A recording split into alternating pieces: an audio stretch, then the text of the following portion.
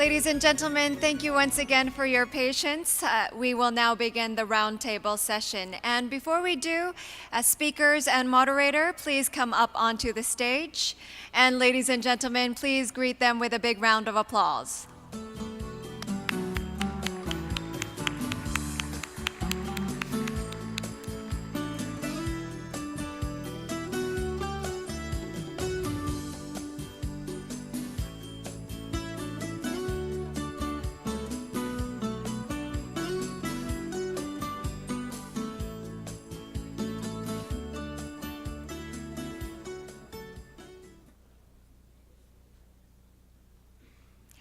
Yes, I believe we are all set for the roundtable session titled Mapping the Future of Well-Being.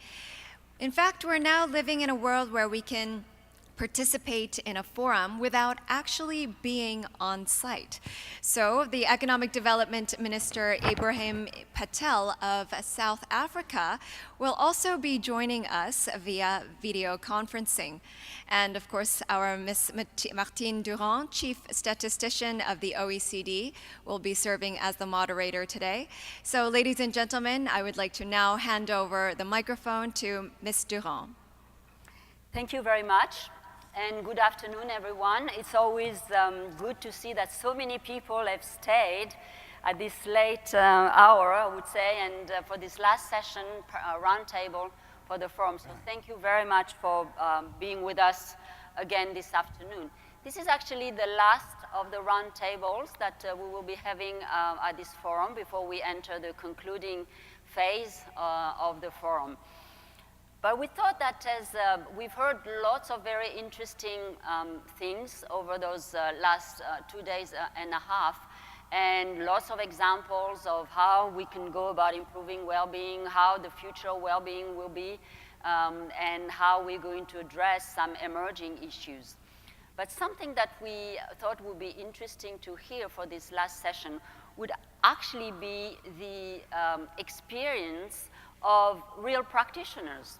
Governments, businesses, people involved from the local perspective, the cities, and so on, ministers, on how they go about implementing the policies that are actually already designing and influencing our well-being today, but how what they're doing today will also influence what well-being will be in the future.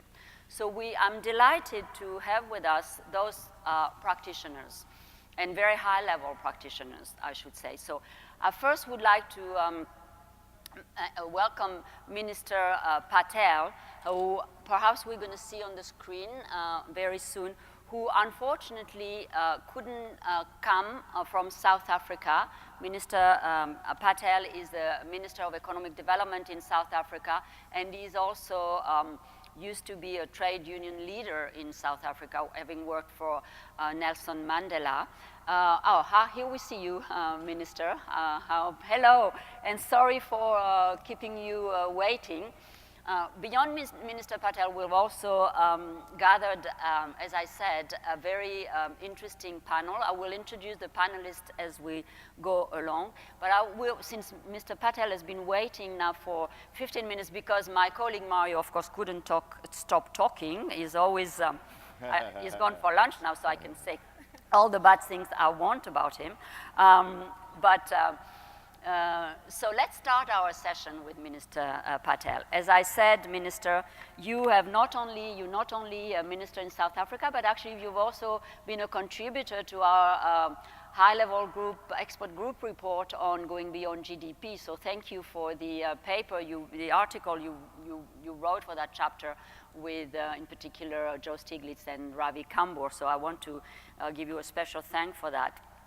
So, Minister, without further ado, we're going to start this session with you, and I'm going to ask you the first question, asking you where you are, where you sit in South Africa, in your position, what you see are the biggest challenges for well-being and perhaps some of the issues that you see as the most emerging ones in your country, in the continent, in Africa, because this is actually we have not heard a lot about Africa, but also perhaps for the world, that you think perhaps are not receiving enough attention, and on the other hand, those issues will shape our well-being in the future and deserve more attention in your views. So, Minister, please share your views with us. Well, thank you very much, Martine, and good afternoon to you, to the distinguished panel, and to members of the audience. I want to start by asking our audience to reflect on an apparent paradox. A paradox that on the one hand, we have a global economy that has had almost 3 generations of growth without a deep depression, with enormous advances in health indicators, in technology, in access to education and more, and with greater global openness. Yet on the other hand, in many places, sentiment and the hard data are not aligned. And particularly, I should emphasize, in societies that have apparently benefited so much from economic openness, the drawbridges are being lifted, the gates are closing, trade rules are being torn up, migrants are being turned away, and we're seeing a backlash against globalization. So we live in this age, an age of enormous opportunity and progress, and they're real and we can see them, but also an age of deep discontent with the status quo. So they underline for me 3 questions. First, when so many measures that we use show a positive trajectory, are we measuring all of the right things? And second, if we are, and I'm sure the answer is more complex than a simple yes or no, are we communicating what we measure and what it means in a way that citizens can relate to? And third, in an age of openness, of the 4th industrial revolution, of this enormous advances that technology brings, are the old measures sufficient and relevant, and should we instead be measuring anything else? Technology, global television images, and mass international travel opens doors and it opens windows, whether you're on the African continent, in Asia, in North America. And while it broadens the mind, our eyes also see more. We compare more. And absolute progress measured against the past is perhaps no longer sufficient. Relative progress measured against the life of our neighbors begin to matter more. And remember, the world has become our neighbor. So my first point is that we may not adequately be addressing issues of equity and inequality. Let's call it relative well-being, which shapes the subjective perception of well-being as much as the objective measures of progress. So when we measure absolute poverty, we see enormous progress that humanity has made. But the conversation, the narratives out there are about relative wealth, income, and opportunity levels. And of course, the more open a society is, the more these things matter. While every statistician in the room in South Korea will know the perils of average incomes, the popular, let's call it within-country narratives, still focus on mean rather than median. It matters when societies become more unequal because, and perhaps, and I raise this question for us to think through, it may give the illusion of growing well-being when wealth capture is not equitable. Even between countries, it raises significant challenges. Bear in mind, using OECD data, in 2015, Germany's mean income was about 113% of median income. In other words, they were fairly closely aligned. While in South Africa, it was 222% of median income, quite misaligned. It brings me to a second point, Martine. The future of that prince of numbers, the GDP. As the single compelling metric, it still holds preeminence for policymakers. And in spite of many learned articles, I should say, it is still for many the proxy for well-being. Its death, of course, has been vastly exaggerated, and yet perhaps it's time to rethink aspects of GDP.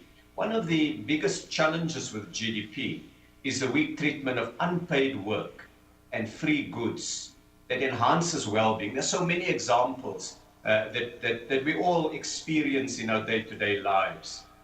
And it matters more because the wave of technology that we're seeing, that we're experiencing, that we're part of, may make the production of well-being enhancing free goods and unpaid services a bigger part of our daily consumption, of our lives, of our experiences.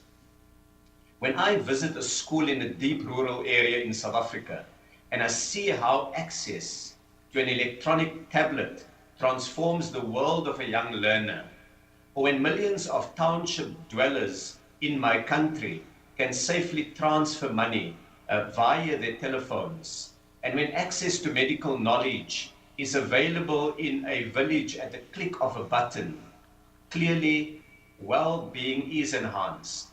And I'm not sure the numbers are capturing these improvements adequately. So Martin, from where I sit, I want to highlight perhaps 6 areas that we may want to look at doing more. Let's call it our action plan. The first is a reform of GDP to better deal with unpaid work and free goods, so that with its limitations, it should still measure better. The second is developing a consensus on a short but impactful dashboard of key indicators. If we look at the 2030 agenda, it's a fantastic document, but 17 goals and 169 targets basically need to be slimmed down to a compact dashboard of, say, 10 indicators. It's too broad. If we want to be able to get society to see what we measure, we need to give that. Of course, we should also continue to do work on a possible single composite well-being number that can give us a, let's call it an at-a-glance comparator of well-being. It's the holy grail. And yes, it may not be possible to get the ideal composite. Third, I would suggest a deep dialogue in society, a deeper dialogue about what are the right numbers to develop and how to do those numbers right. We've always had that in the world of policymaking, the dialogue between statisticians, academics, government officials. But young people, citizens in a connected world want to be part of that conversation.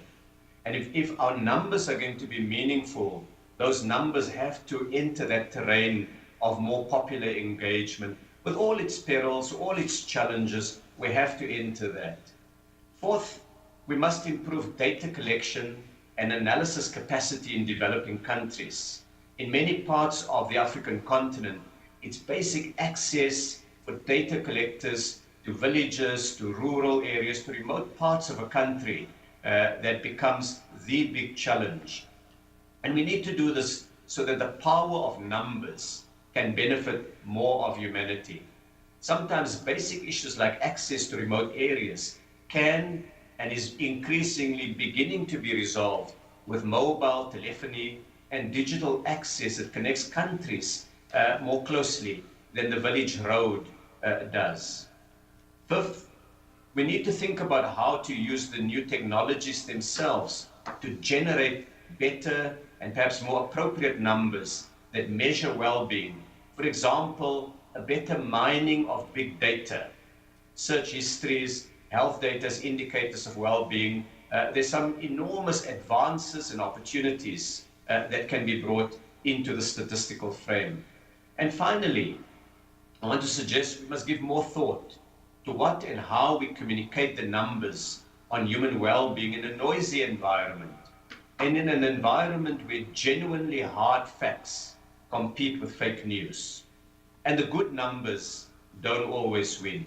So perhaps with those few introductory remarks, Martin, let me give back to you. Thank you very much, Minister, for these very interesting insights and this action plan, as you mentioned yourself, on how we should go about creating a better system of information to inform on well-being.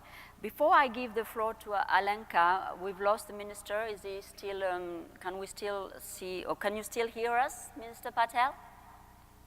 I can hear you loud and clearly, thank you. Okay, very good. Can I have a follow-up question for you?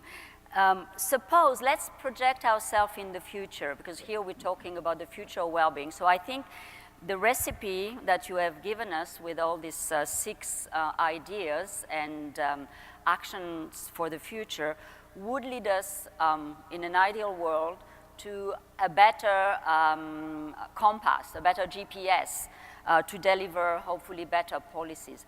Do you see challenges in particular in Africa? Because that's something that we've heard very often, that despite the fact that the data may actually be available or will be made available, there is a tendency sometimes for leaders to just disregard them or not making sufficient use of them to inform policies. Is this something that could be added to your list of 6 actions to be added, that actually this data should also be used by policymakers to inform their policy decisions? A resounding yes. So first, I think you're absolutely right that even where the numbers are available, they are not always used. Policy making is distorted for many reasons, and numbers do matter. A clear, transparent target setting is a fundamental part not only of democracy and transparency, but also of a real program to transform the lives of ordinary people. And I think the more we let the numbers get into the discussion within the citizenry, and remember, wherever we may be in the world, it becomes harder for policymakers and governors to control the national conversation. Information and communication technologies, openness, all these things have made it increasingly difficult for a tightly scripted national conversation. And that's a good thing. It's noisy, it's messy sometimes, but it's a good thing. It opens up the world. So I would say there's a responsibility on policymakers to use the numbers, and governance does matter. But I do think when we reach citizens, that becomes part of the pressure on ourselves as governors to make sure that those numbers that matter, in fact, shape policy in our countries. Okay, thank you very much, Minister. I'm now turning to Alenka Smerkolc, who is the former Slovenian minister who was in charge of the government efforts to define and implement Slovenia's long-term vision and development strategy. So Alenka has been we've been following Alenka's efforts at the OECD, and we always really thought that she was really doing a great job in her country. So Alenka, we'd like to hear more about how you went about actually implementing this long-term plan for Slovenia, which puts the SDGs and well-being at the heart of the vision that you have developed. Can you tell us a little bit more of how you implemented this vision? Thank you, Martin. I will. First of all, I would still go a little bit back and just remind all of us what the Sustainable Development Goals and the Agenda 2030 really is. Back in 2015, when the Agenda 2030 was adopted, what you really realize is that for the first time, the people, the planet, and prosperity were put at the center. So people mattered for the first time. And all its 17 goals really follow. They tackle everything, the sustainable development in all respects. They tackle environmental issues, the inequalities. And I still see it, and I already saw it back then, as a global plan for development. Because nobody wanted to say it in 2015, because well-being and happiness and people were out of the agendas, that the ultimate goal of the sustainable goals, all of them, is ensure well-being for all, and at the same time, in essence, save the planet. So for me, this is a realistic hope if everything is done in accordance with it, and we have a framework, and we have indicators, and we are all, as all members of the UN, committed to pursue it, which I think is a great thing. And then when you turn of how to achieve it, of course, and this is what we went through. I will say a few things about the process itself, but the answer is twofold. First, of course, the governments need to provide the well-being agenda, and then work on policies to enable the well-being agenda being put in place and in action. This is the first part, and I will more or less focus on this one. But the second part is that, of course, the governments cannot be responsible for the full implementation because it's just too broad. And here perhaps we speak about the whole of society approach nowadays all the time, but it's becoming a sort of a cliche. Here, really, we need to engage. We need, as governments, engage, first of all other institutions, local communities, businesses, and at the end, each and every one of us. But that perhaps for later. But let me just share with you how we did the whole process. So I'm very glad to say today that we have adopted, end of last year, Slovenia 2030 long-term national agenda with SDGs embedded into it. But the whole process was really a long one, because when we started to design and think about of what the future of Slovenia should be like, and try to design and discuss the strategy itself, we very quickly found out that we were lacking a direction, a very clear direction of where Slovenia would like to go in the future. So we went first on in search for a vision, and it was not something that the government or any institution invented. We went out, we talked to the people, and we went through a very, very long and sometimes very painful stakeholder engagement process. We went to workshops, we did engage with different expert groups, we did 1.5 year exercises all around the country to try and really get what people really wanted. And when at the end, in a few words, the main message was, well, we want to have a higher quality of life. That's the well-being thing. And we want to be happy.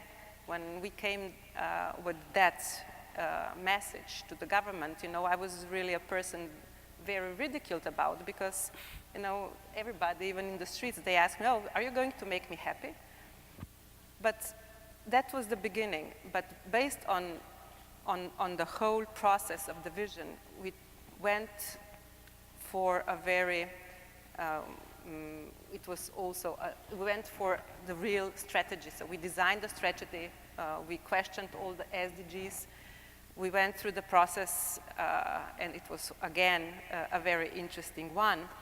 But we now we put people in the center, and we now have an ultimate goal, which is well-being and higher quality of life for all inhabitants of Slovenia. This is the goal.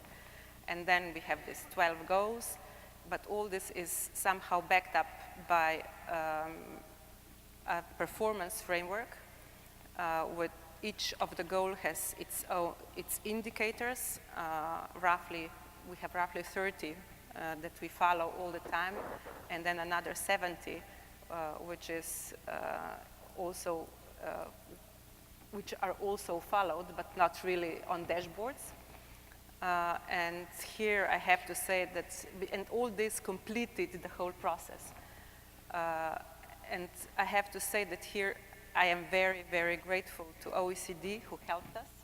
Martin was, he was a strong believer. She was a very strong believer in what we were doing, and the help we got from, let's say, the statistical office, but also the office in Slovenia.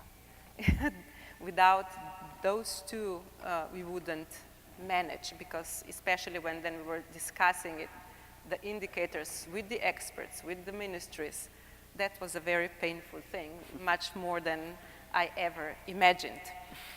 But anyway, now we are there, and what you really realize is that once you have the document, that's only the beginning. This is a little bit of a shock, because after 3 years of really working and mediating everybody in society, when you believe you achieved something, you realize that you are only starting.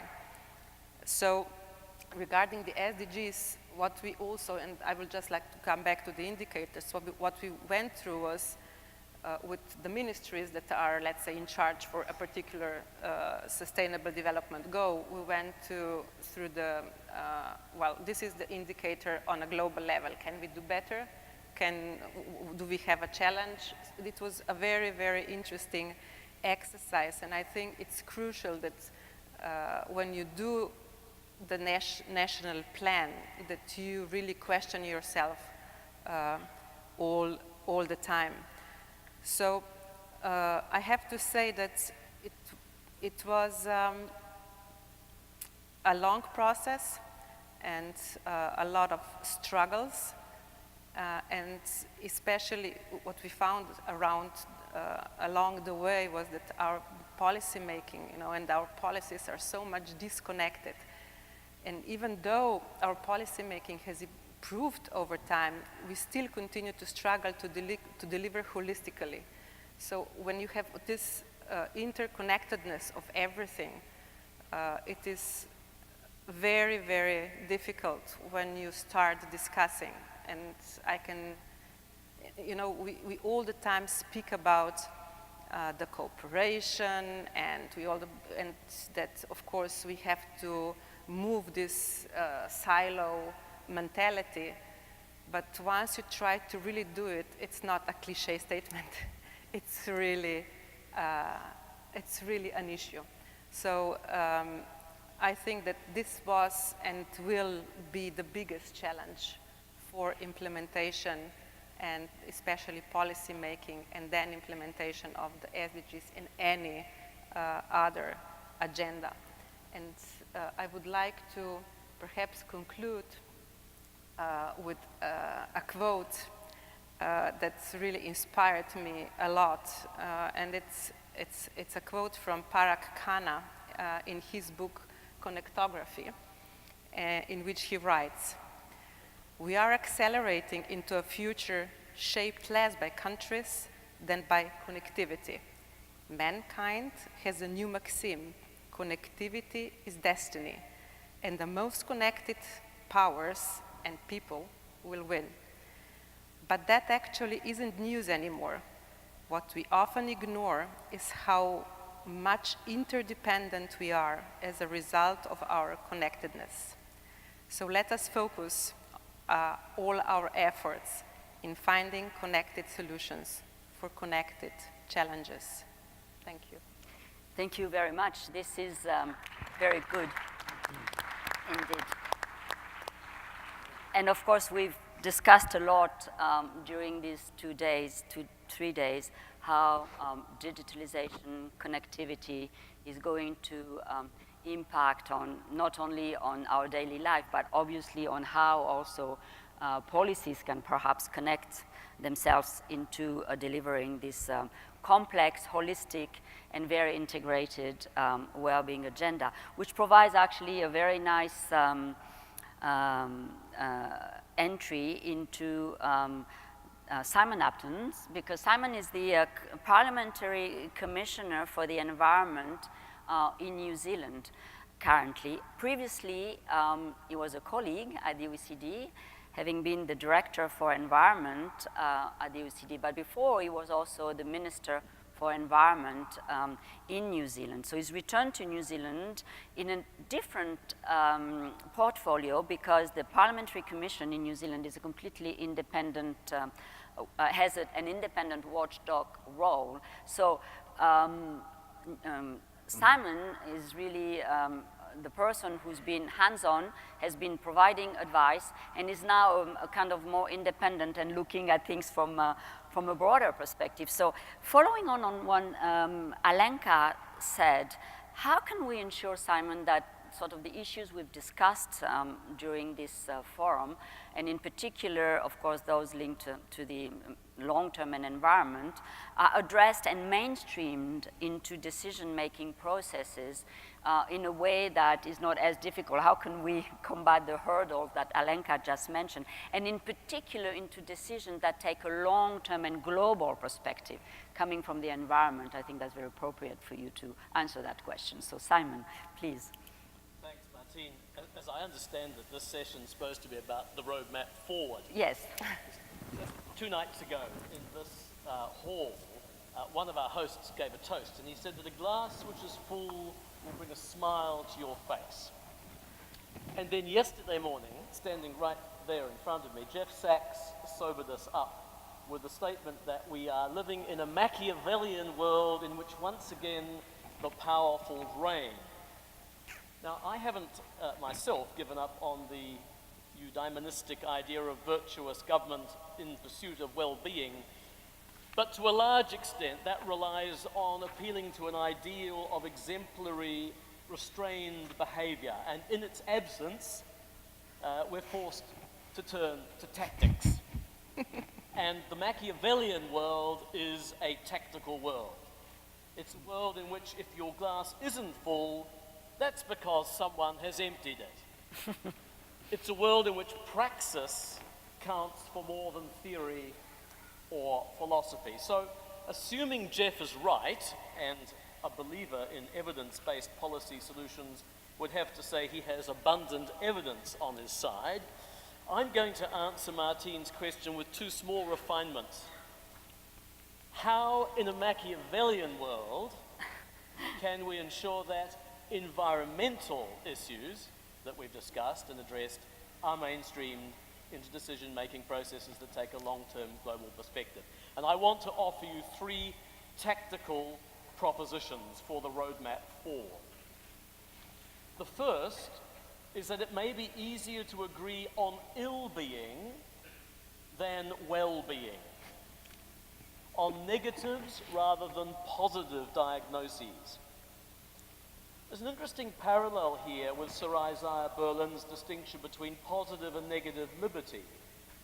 The case for positive liberty, to realize a range of flourishings, of potentials, has always seemed harder to make than the negative liberty of freedom from interference. Somehow that's been a less ambitious thing to advance. Interestingly, this seems to be the advice of happiness metric skeptics. I did some literature reviews before I came here, and I came across a paper by Mark White at George Mason University. And I see George Mason University has a stall out here, or one part of it does. But the paper suggested that the irreducible subjectivity of happiness suggests governments should guard their resources, and I quote him, to deal with ongoing problems and sudden crises when they present themselves, unquote. Well, there's some hope there. It seems that even libertarians concede a role for governments when the going gets rough. Although some of us would say it's a pity they don't seem to want to use knowledge to avoid it in the first place. But the utility of focusing on negative rather than positive experience surfaces also within the happiness community.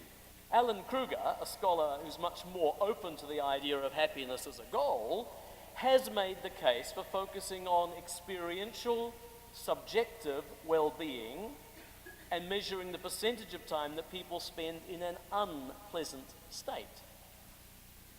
Incidentally, my experience with governments during my time at the OECD also supports the power of focusing on negatives.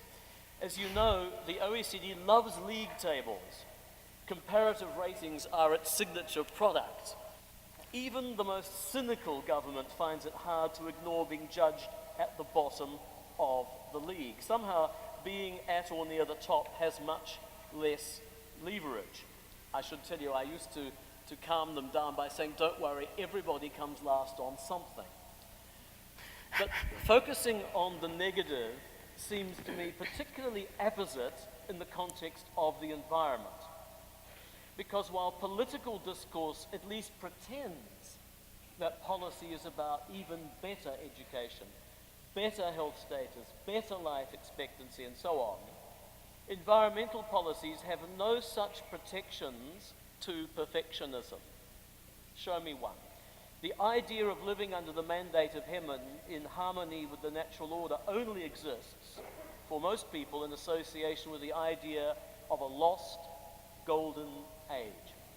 We understand our encounters with the natural world as being at its expense. That's the economy we've created.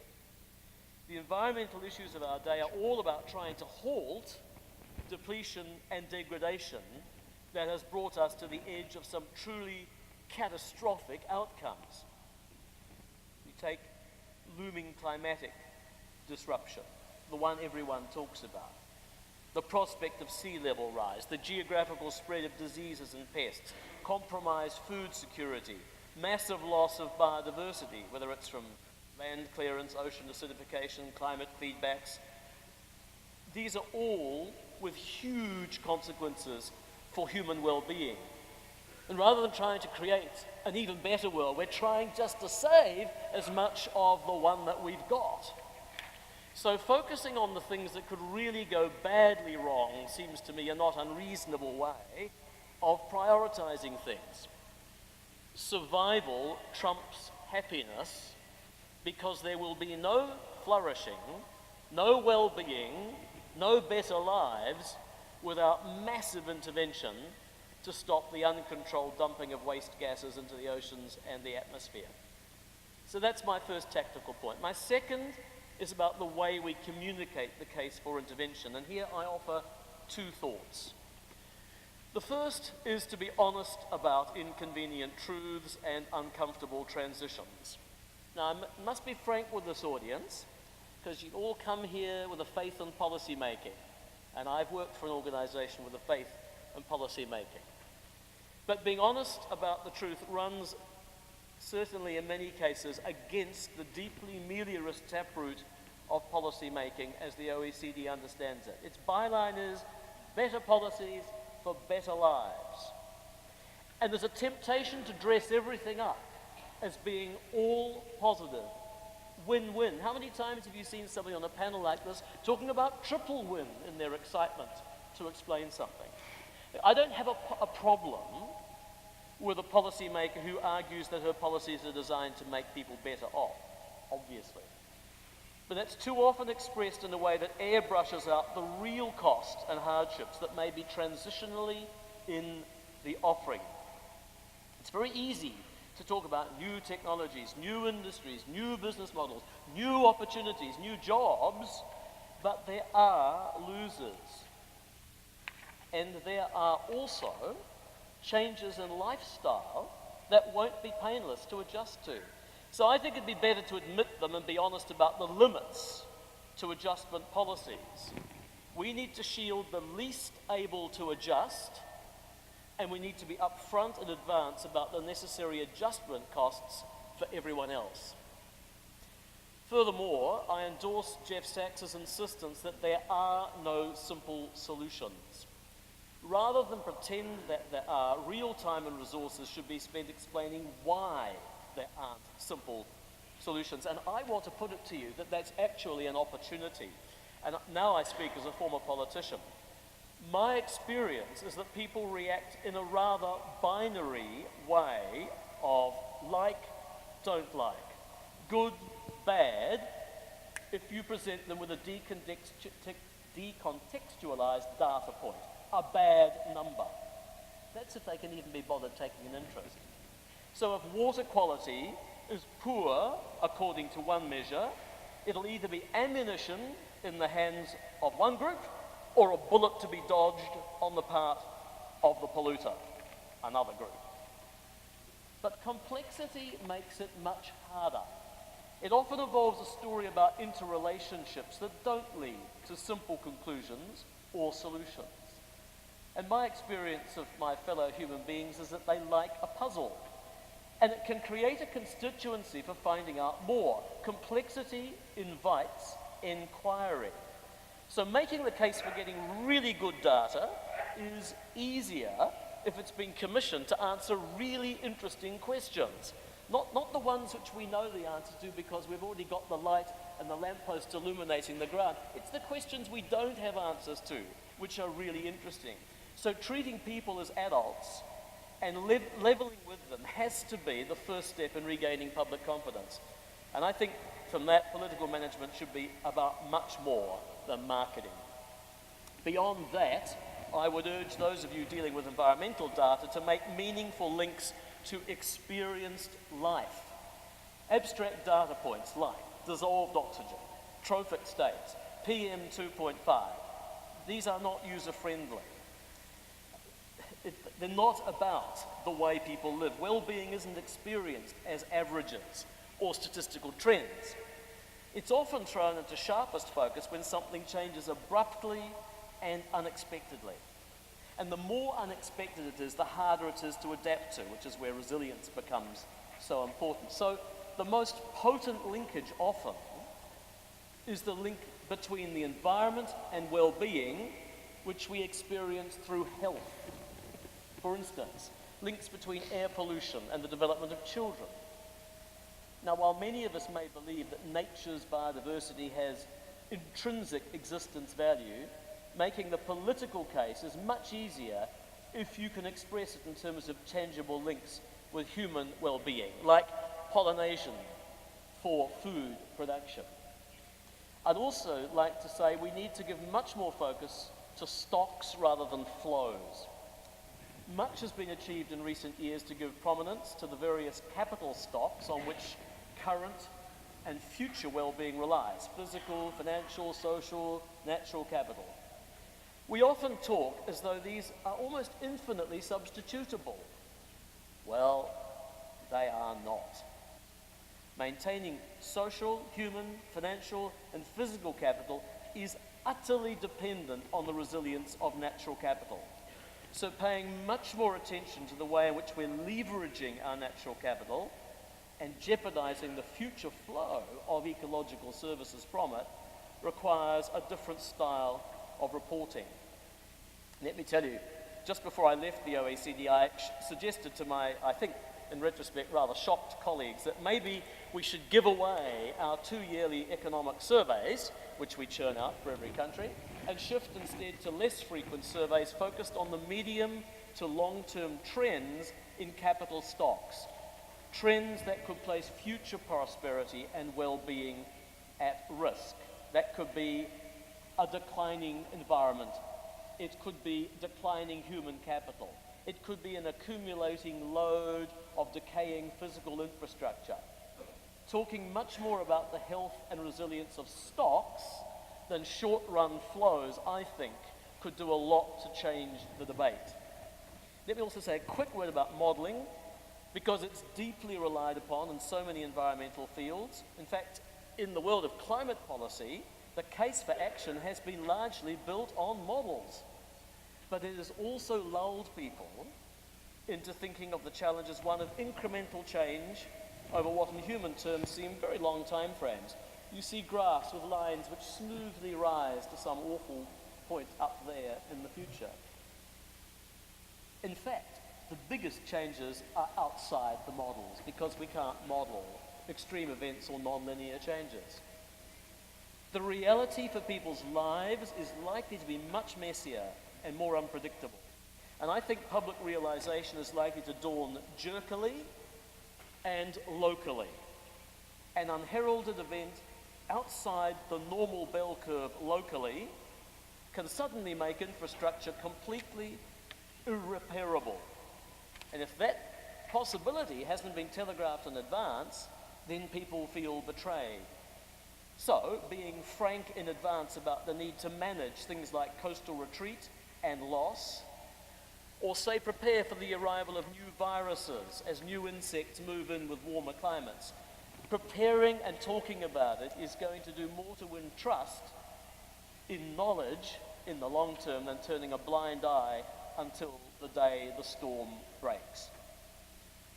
Finally, my third tactical offering, and this is an institutional one.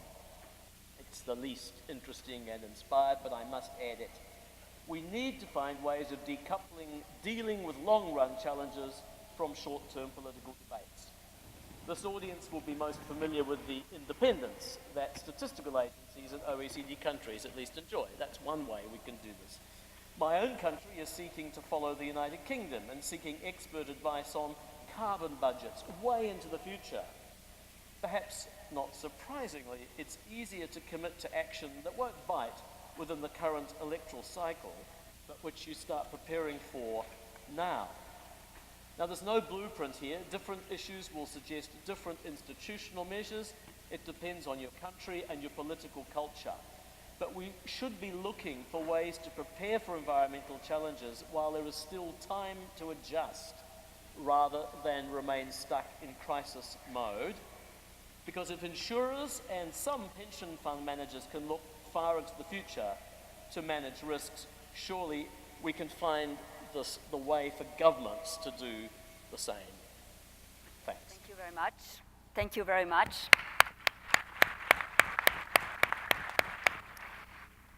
I thought that someone had to be the Cassandra during this forum, and we found Cassandra.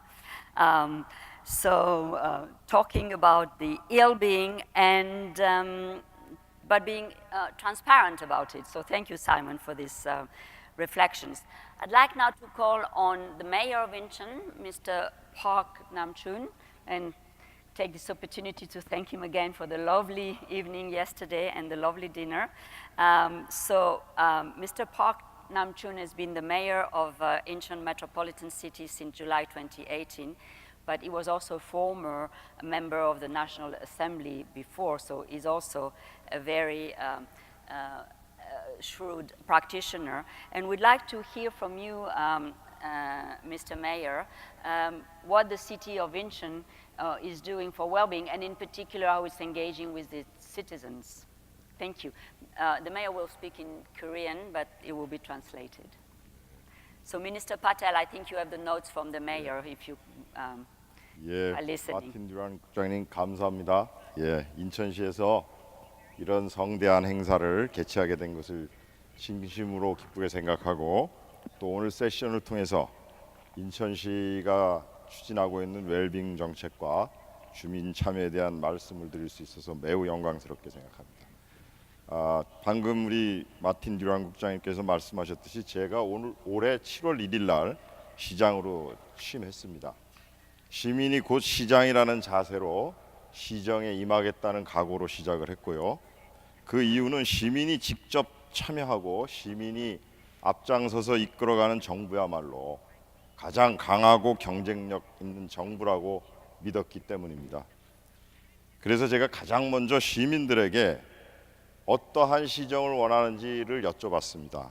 임기 4년 동안에 인천시가 나아가야 될 핵심 비전을 시민들께서 직접 만들어 주십시오 하고 이렇게 부탁을 드렸습니다. 그랬더니 시민들께서 살고 싶은 도시, 함께 만드는 인천이라고 정해 주셨습니다. 이는 이번 OECD 세계 포럼의 주제와 맞닿아 있다고 생각합니다. 이러한 시민들께서 주신 비전에 따라서 저와 우리 인천시 공무원들은 그 비전에 부합할 수 있는 5가지의 목표를 세웠습니다. 그래서 소통과 참여, 데이터 기반의 디지털 행정을 추구해 나감으로써 시민과 함께하는 시정을 펼치겠다. 그다음에 두 번째로 지역과 계층에 치우치지 않는 더불어 잘 사는 균형 발전을 이루겠다.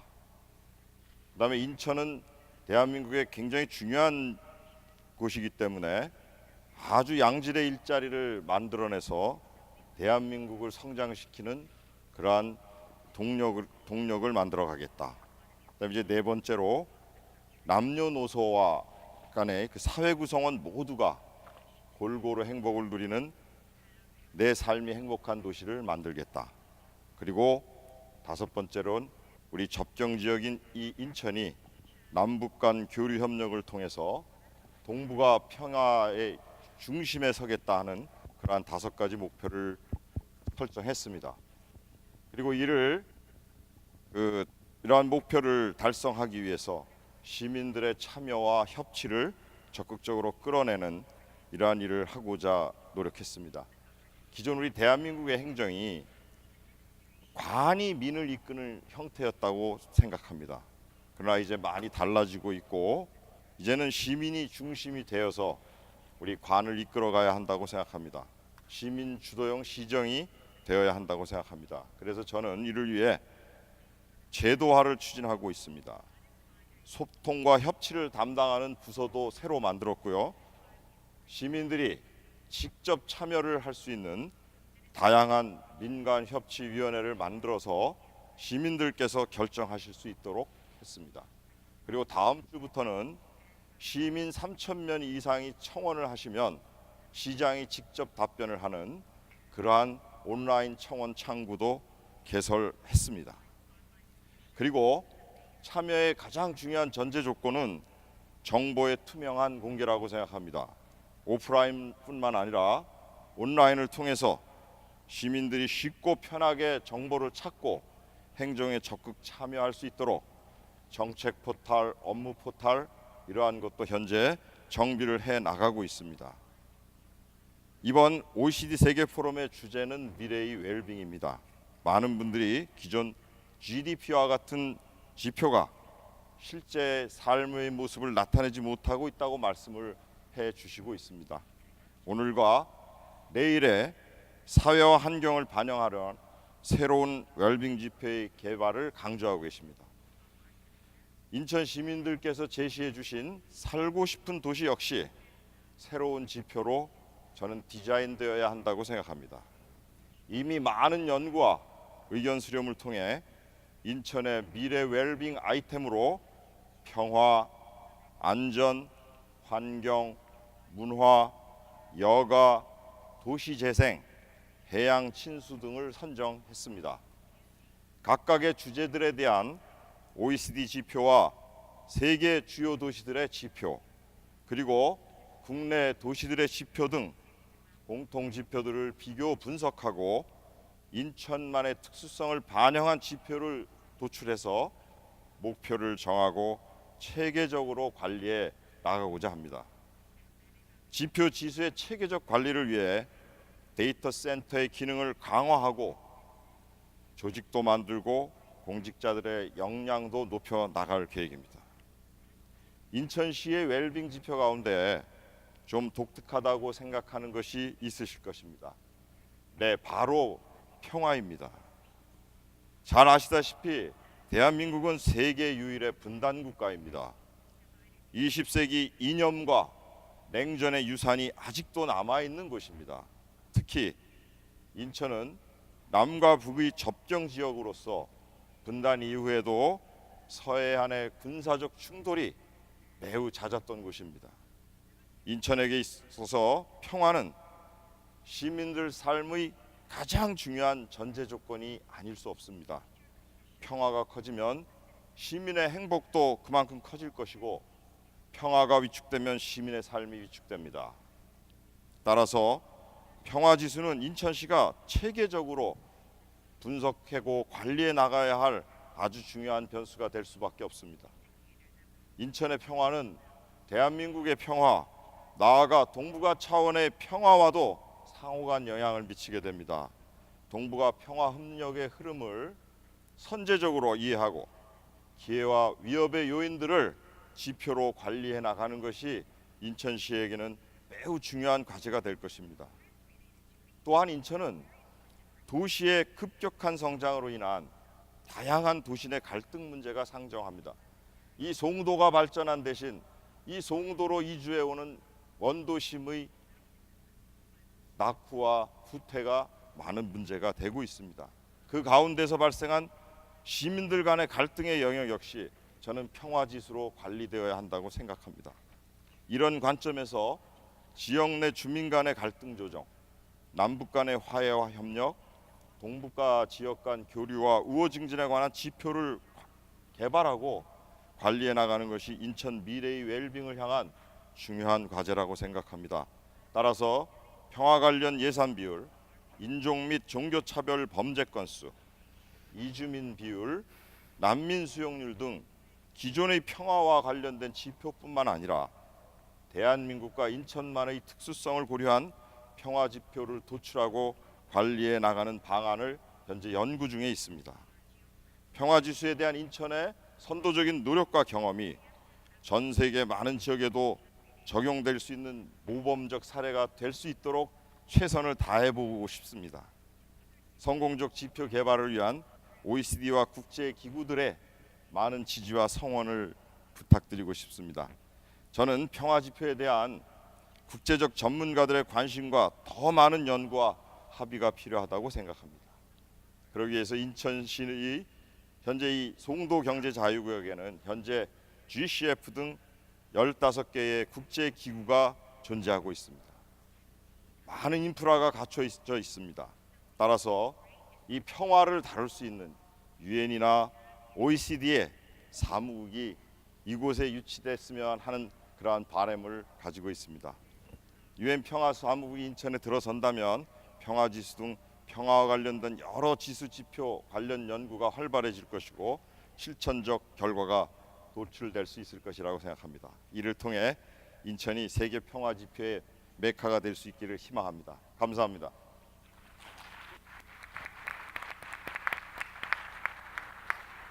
Thank you very much, Mayor, for giving us this perspective, which is obviously very close to your heart and deals with the specificities of the Incheon city, but can be obviously applied to other cities and gives a local perspective to our debates. I now turn to Pascal de Petrini, who is the CEO for Danone Asia Pacific. This forum is focused a lot on the contribution of business to well-being. So it was important in this last session to also hear the views of business. Pascal is the CEO of Danone. He's been spending most of his career in Danone, actually, having joined Danone in 1984 and having left Danone just for a short period of time before returning to the company.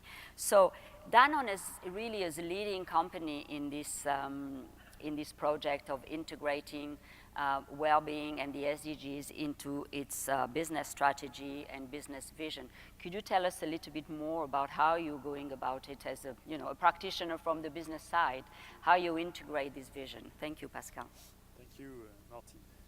Actually, yes, I want to start with saying that I've been here for the last 2 days and I've been feeling very comfortable and thinking about it and preparing this presentation, I came to the conclusion that this is because we share a very similar framework and we have very much a common language. And I think the SDGs is responsible for that in a positive way. And I will try to look at things in a positive way, Simon, if you allow me. This common language is very important because it allows us from very different backgrounds to speak together. At Danone, we have used and we are using the SDGs. They are inspiring and they are informing us, and we have recently released what we call our 9 company goals that are going to drive our business strategy for the next 12 years now until 2030. And it's a very important piece of building the strategy. So when you build a company strategy, you segment it. For us, we talk about our business model, our brand model, our trust model, and I will try to illustrate this correspondence between the business strategy and the SDGs. One first goal that we have is, as a company, we want to be certified as a B Corp. So maybe not everybody here is familiar with B Corp. B Corp is a certification system for companies that meet the highest standards in environment, social, and governance items and issues. And at Danone, we have already started the journey. We have several business units being certified. 30% of the total business of Danone is already B Corp certified, with Danone North America being the largest B Corp organization in the world. And a few days ago, I'm sure you You know this organization which is called Grameen Danone. That's a social business that Danone started 10 years ago with Professor Yunus in Bangladesh, and Grameen Danone became B Corp certified.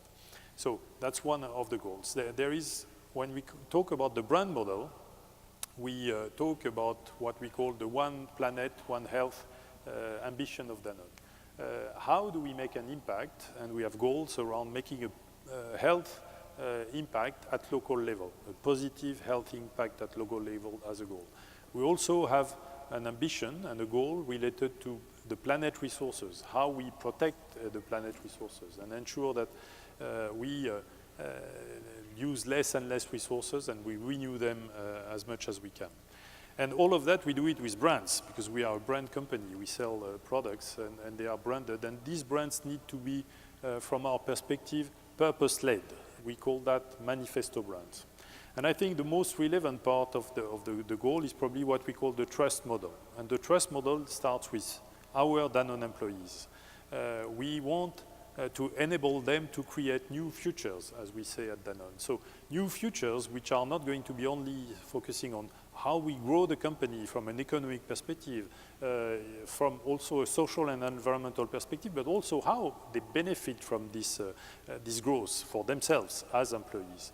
And a few months ago, we launched a project called One Person, One Voice.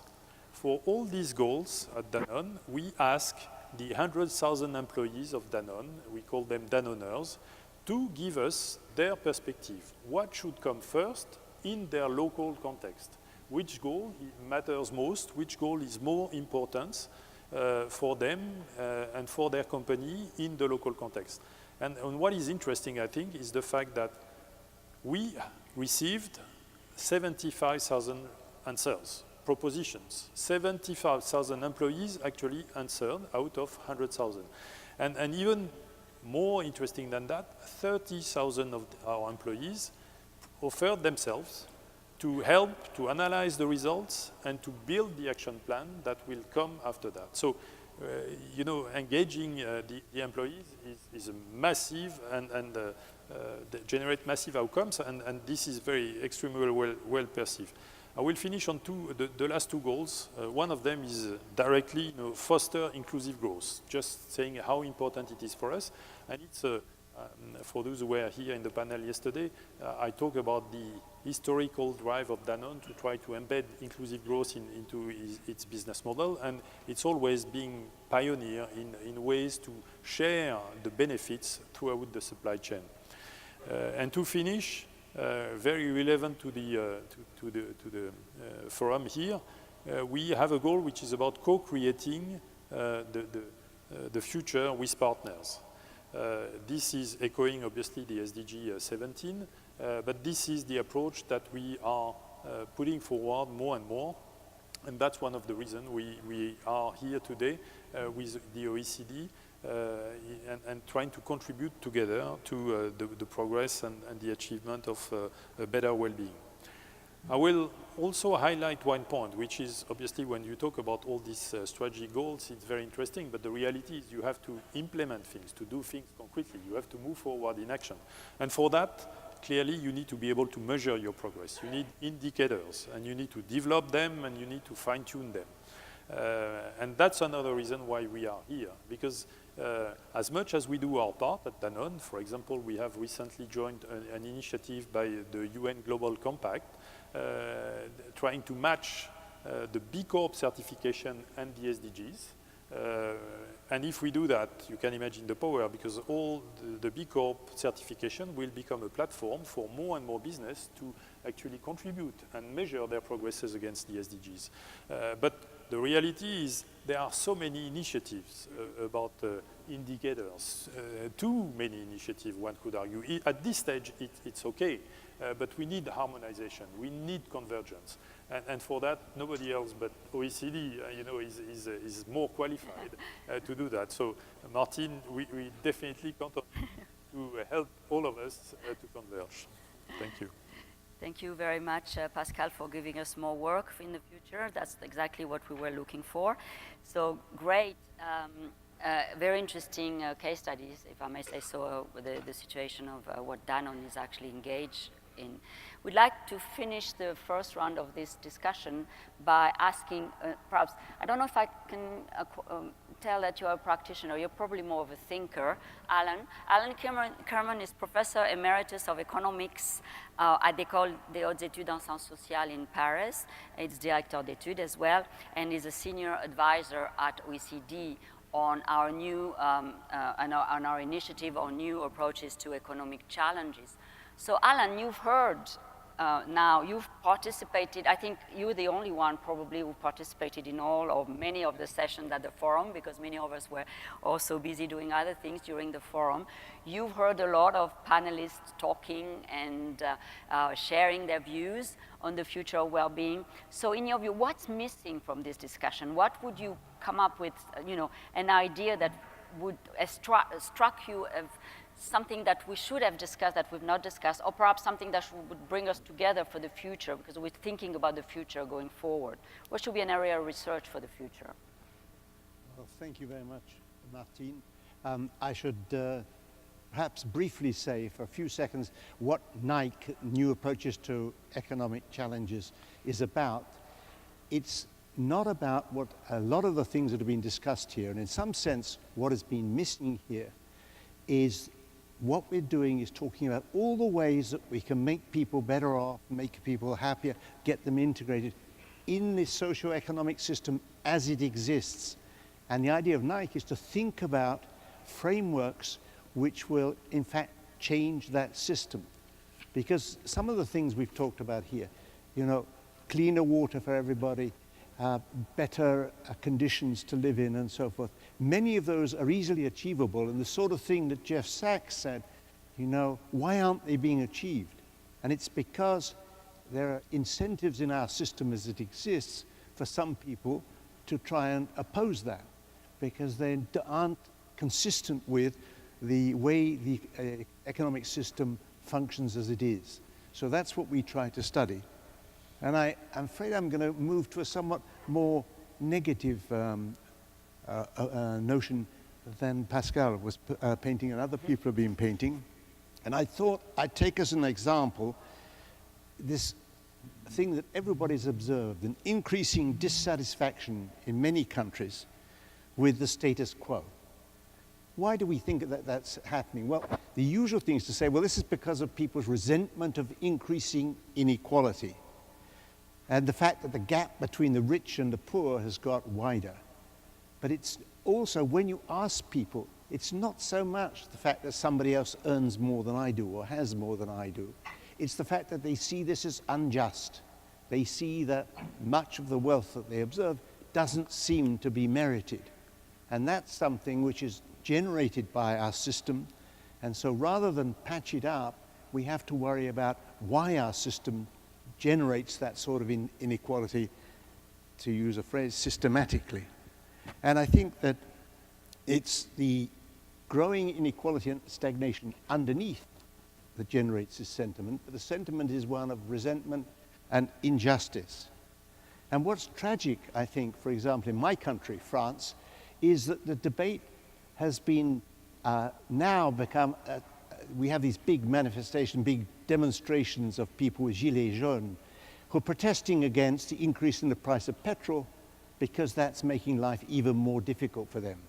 So unfortunately, what we've managed to do in a time when the absolute necessity is to improve the environment, we've managed to pitch people against environmental change, because if a carbon tax is needed, that's something that we don't want to have. We don't want to have an increase in the price of our petrol.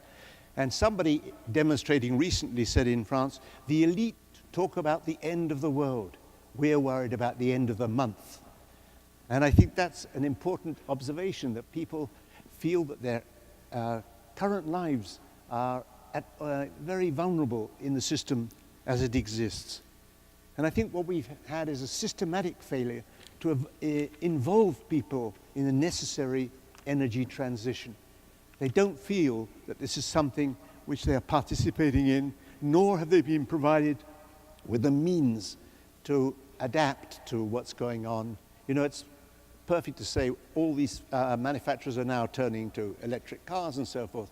But if you have your old 7-year-old car, diesel car, it's very difficult for you to make that transition. And we have to do something about it, and probably extensive programs to take care of that should be implemented very quickly.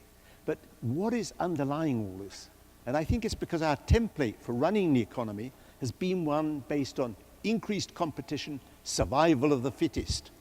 And the evolutionary analogy is widely used. But evolutionary biology has changed. It doesn't talk about survival of the individually fittest anymore. It talks about synergistic evolution. That means that species become fitter when they cooperate. So cooperation between species and individuals is in fact an important part of evolution. And we should take that lesson. We should use that to say, maybe we should not be pushing so hard to be competitive. We should be worrying more about cooperation and collaboration. And what we need is a vision of a society as a sort of superorganism, the components of which interact with each other to increase the fitness of the whole thing. And as our system is currently organized, people are going to be left behind, and we have to help them. But a better alternative is to change the system into one in which many fewer people are left behind. So competition does have benefits. It increases innovation, but it also has many negative aspects. Low wages and poor provision of basic needs are justified by the need to be competitive. But telling somebody working in a profitable company that wages cannot be raised because that would make the company less profitable, less competitive, is not the way to convince him that to stimulate his productivity. If you are told that your wages are just a cost to the company, that suggests that what's important is the profit of the company and not your welfare and your contribution. But the company is the people who work in it. So it doesn't make sense to set these two things against each other. People should be much more worried about how they treat the people in the company. And I'm sure at Danone that's not a problem, but there are companies in which poor wages, low wages are kept that way, quote, to make us competitive. And maybe we should worry a little bit more about what competition policy and what competitiveness is about. Do we really want to win all the time? Probably not. It would be much better for us to collaborate and win collectively. But the 20th century was dominated by these notions of competition and conflict. But our survival as a species would depend fundamentally on changing that. The 21st century should be characterized by the themes of cooperation and collaboration, as I just said. In some cases, we've known that for a long time, that competition doesn't even make sense.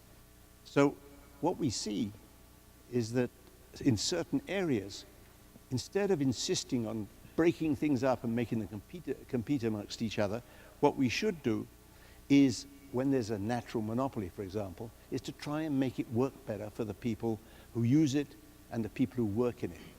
And rather than try and split anything that's a natural monopoly up, maybe we can find ways of making both the people employed in that enterprise and the people who use it better off. Of course, that, I will be told, that's just trying to introduce planning and socialism, but done intelligently, it could be a very efficient way of achieving many things.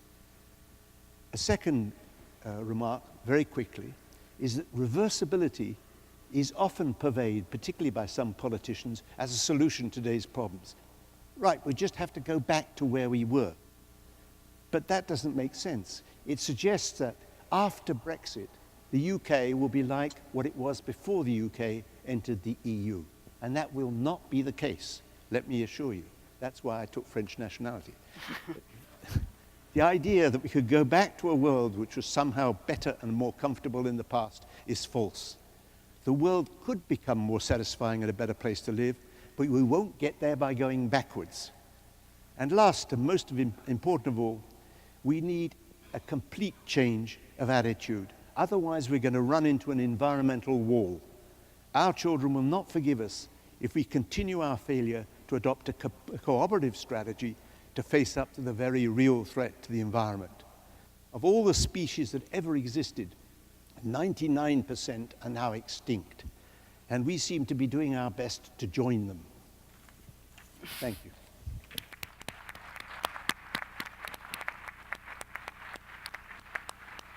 On those words, given the fact that we have only about 10 minutes left, I'm going to ask each of you to react to what Alan just said, because essentially what he's telling us, or if I get from the conversation, we need to change, and that's what actually Minister Patel told us at the beginning, we need to change our traditional indicators.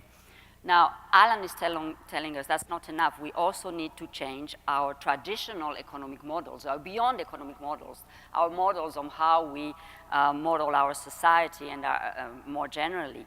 But you also tell us, Alan, that we also need to change our behaviors if you want to have a better future. So on these 3 points, I'd like each of you, of the panelists, to react to that, you know, changing our indicators, changing our models, changing our behaviors. And you gave us some sense of a little bit of how to go about it, because I heard the words engagement, transparency, partnerships, dealing with complexity, and so on.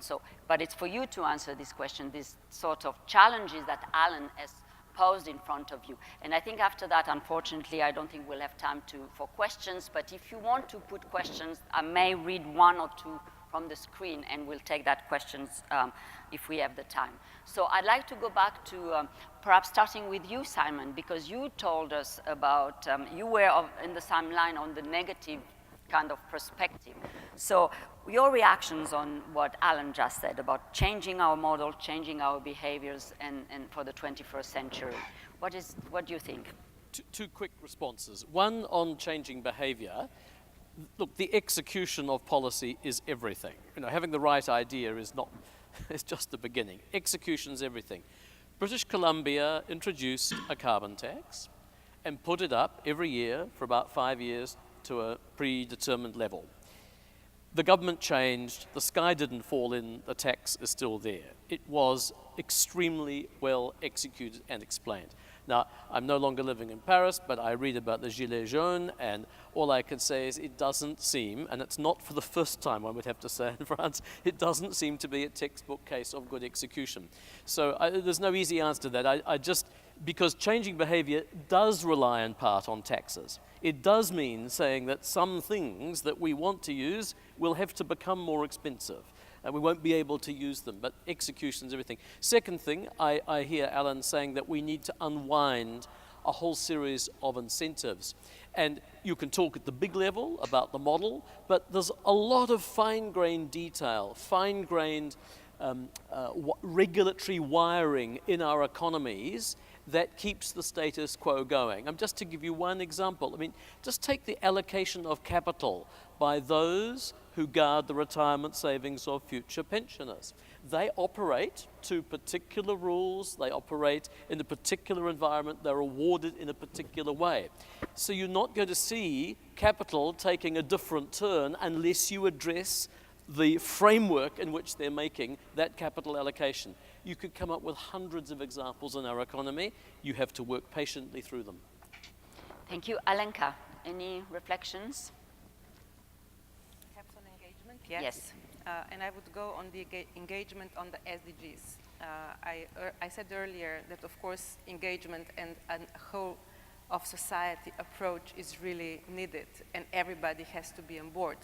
So we started to discuss the SDGs first because they seemed something easy to sell because nobody can be against well-being. Exactly. So it's pretty natural. But what we found out was that people were not even aware they existed. So everybody in this room knows.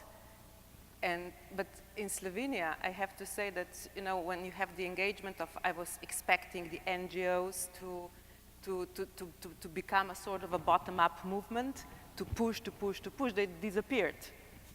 So it was an extremely difficult start, but I think that, this is what we still need to do. First, the companies that you expect last to come on board are the first, because they understand that this is something we all need to know. So this is, it's a sort of it's a completely different world. And I think that what I would perhaps just conclude with is it's a very difficult sell, especially if you ask yourself, well, do I live a sustainable life? In the team, we were joking because we said, well, we are preaching everybody with this sustainability. Are we doing it? So we try to have these jokes each day. And you find out if you really try to think of what you need to do, you of course understand that you need to change yourself as an individual, because if no, you can just not wait for everybody else to change, and you would live as you did before. And well, personally, I did find out that was the toughest one, because you basically find your little ego in your little world that needs a completely different approach. And it was difficult, but you manage if you want to do it. So the main point here is, when we speak about behavior, it's about each and every one of us, and we need to question also ourselves. So this is the main thing, and the real change really starts with recognizing that we are a part of the systems we seek to change. I will conclude with that. So the system is not a black box. We are part of the system. And if you want to change the system, you have to change the components of the system. Minister Patel, are you still with us? Any reflections on what you heard? Yes, indeed. Thank you very much, Martine. Let me start with Simon's opening remarks, where Simon reminded us that even in the big road of progress, there are transition costs and there are losers, and that we need to recognize those. I think a failure to recognize those results in an angry constituency, political constituency that may be mobilized against, in fact, integration, against openness, against rationality, and against models of progress as we've seen. And that brings me to, because we have a room full of statisticians and policymakers, let me share with you just very briefly an observation of the South African experience after President Nelson Mandela took office in 1994. In the period of our democracy, and we're celebrating our 25th year next year, population grew by 40%. We are a young population, so working age population grew by 50%. Employment grew by 80%, so significantly more, higher, better than either population or working age population. But the labor force itself grew by 100%. As many people who were in subsistence farming outside the formal sector migrated to the cities, started to look for work, and in fact, the unemployment level, both the absolute level and the rate of unemployment, grew in that period. Has well-being improved in that period? Unquestionably. But is there also a large number of young people who have been unable to be accommodated, to find work, to find opportunities? Yes, and that is, I think, the dilemma of measuring progress. And so for me, as a shift in values towards a more free, a more connected, a more caring, a more ecologically aware global society require a shift in what we measure, but I think also coming to Alan's point, to improving the sense of economic justice, that people must feel that the system is fair. And so I know time is against us, and so I want to say that I think Alan raises important questions. I think those questions don't deny, and I would certainly suggest we can't deny, a real sense of progress that we've made over the last few decades. Hundreds of millions of people have been lifted out of poverty. And when you don't have food, when you don't have access to water, when you don't have access to electricity, and you now begin to have access to those things, they do make a difference to your daily life. But in spite of that, our challenges remain. There is no role for complacency. And since I started with a reflection on Nelson Mandela's term of office, he famously said, and I want to quote him, he said, after climbing a great hill, one only finds that there are many hills to climb. And is that not perhaps part of the challenge that we face? We have made progress, but it's not the end of the search for better ways of improving the lives of people across the world.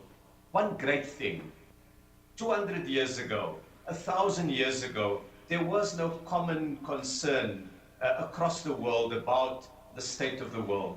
Isn't it a great age to live in, where we care about it, where things are measured across the world, where poverty in one part of the world does make a headline and is part of the policy conversation across the world. So I'm an optimist. I'm an optimist about technology. I'm an optimist about what I must do. And I think, as Alan says, we must have the courage to think in new ways and consider new things as we embrace the challenges of the 21st century. Thank you very much for those optimistic words after we've heard some more pessimistic ones. I want to give a chance to both the mayor and then Pascal to say for 30 seconds. Do you want to add something, Mayor? Are you okay? Okay, so Pascal, do you want to say just very, very briefly to conclude? I think we need to change. I fully agree with that. And yesterday morning, Jeffrey Sachs said that we need to change the narrative on economic growth. He said we need to factor externalities like environmental and social. And we need to percolate that down to the way we judge businesses as well. And by doing that, we will also change the incentive, and we will also move into new areas where the indicators on social and environmental progress are going to be measured, and companies are going to move forward. I think we need to speak their language, and the business case of this new economic growth model factoring externalities has to be made. Thank you very much. I'm just going to read, and perhaps it will be on the screen, the one question that I will not ask anyone to answer, but you can then think about it and reflect on it. And so I don't know if it will appear on the screen. I was told to push twice. Okay. So are there successful case studies of governments focusing on ill-being instead of well-being? So I don't want to finish on this note. I hope there are good cases as well of governments focusing on well-being, which has been the topic of not only this forum, but hopefully about this last roundtable. So we have to conclude because we have our final concluding sessions. So thank you very much to all the panelists for their insightful reflections. Thank you. Thank you very much, moderator, as well as the speakers. Ladies and gentlemen, please give them another big round of applause, as well as our minister from South Africa as well. Thank you. And now, ladies and gentlemen, the wrapping up remarks and presentation of the Incheon Declaration will begin shortly, but please remain in your seats as we set the stage. It'll just be a couple of minutes. Just allow us some time. Please do not go anywhere too far, as it will only be a few minutes. Thank you very much.